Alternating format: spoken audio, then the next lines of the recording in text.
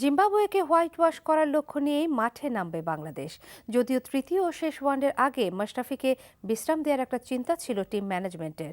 সেটা হলে অভিষেক হতে পারে পেসার কামরুল ইসলাম রাব্বির। রিপোর্ট বর্ষণ কবিরের। ক্যামেরাতে অনেক মুখ, কেউ হাসি খুশি, কেউ দলে জায়গা পাওয়ার ব্যাপারে চিন্তিত।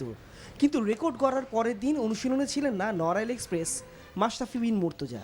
টিম ম্যানেজমেন্ট মাশরাফিকে বিশ্রাম দেওয়ার চিন্তা করেছিল, কিন্তু সেটা শেষ পর্যন্ত হলে তৃতীয় ওয়ানডেতে স্বাগতিকদের নেতৃত্ব দেবেন অন্য কেউ। অভিষেক হতে পারে পেসার কামরুল ইসলাম রাব্বির।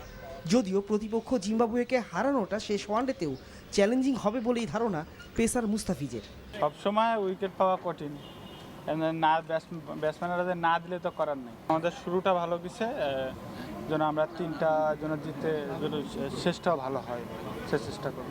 এদিন জিম্বাবুয়ে অনুশীলন করেনি, বাংলাদেশ সিরিজ নিশ্চিত করলেও অন্তিম ম্যাচে কোনো ছাড় দিতে রাজি নয়। এই সিরিজে এক ম্যাচ হারলে খোয়াতে হবে 2 পয়েন্ট, আর জিতলে পাওয়া যাবে 1 পয়েন্ট। শেষ ম্যাচে এসে এই অঙ্কটা নিজেদের বিরুদ্ধে যাওয়ার কোনো সুযোগ দিতে চায় না স্বাগতিকরা। বর্ষণ কবির, এনটিভি নিউজ, ঢাকা।